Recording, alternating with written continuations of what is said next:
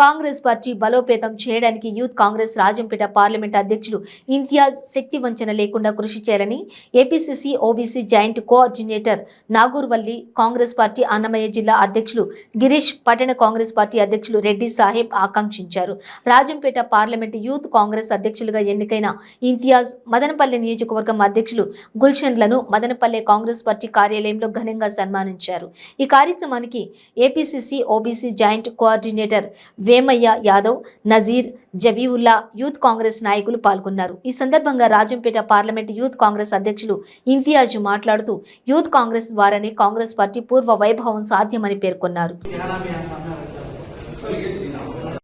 రాహుల్ గాంధీ గారు ప్రధానమంత్రి అయిన మొట్టమొదటి సంతకం రాష్ట్రానికి ప్రత్యేక హోదా ఇవ్వడంలో ఉంటుంది. రాష్ట్రానికి ప్రత్యేక హోదాతో పాటు ఆ రోజు విభజన హామీలను ప్రతి ఒక్కటిని అమలు పరుస్తారు.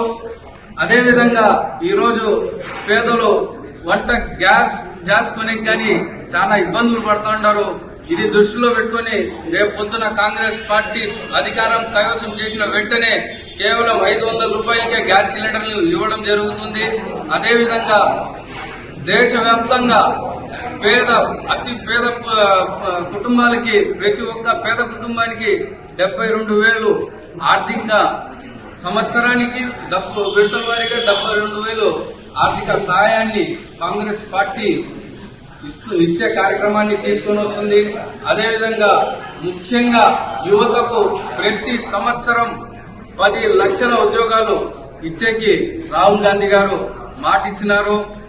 బీజేపీ ప్రభుత్వంలో బీజేపీ మాదిరిగా జుమ్లా మాటలు చెప్పే వాళ్ళు కాంగ్రెస్ పార్టీ కాదు. గతంలో దాదాపు 2014 ఎన్నికల్లో నరేంద్ర మోడీ గారు ప్రతి సంవత్సరం 2 కోట్ల ఉద్యోగాలు ఇస్తామని చెప్పినారు. 2 కోట్ల ఉద్యోగాలు ప్రతి సంవత్సరం అని చెప్పినారు. ఈ రోజు దాదాపు 8 సంవత్సరాలు అయింది. ఎన్ని ఉద్యోగాలు ఇస్తున్నారు మీరు అనేసి దేశ యువతకి చెప్పే అవసరం ఉంది. ఎక్కడ గాని యువత కోసం పనిచేయలేదు. ఎక్కడ గాని దేశ అభివృద్ధి గాని, దేశ మేలుకు గాని, దేశ ప్రజల శాంతి కోసము పనిచేసింది లేదు.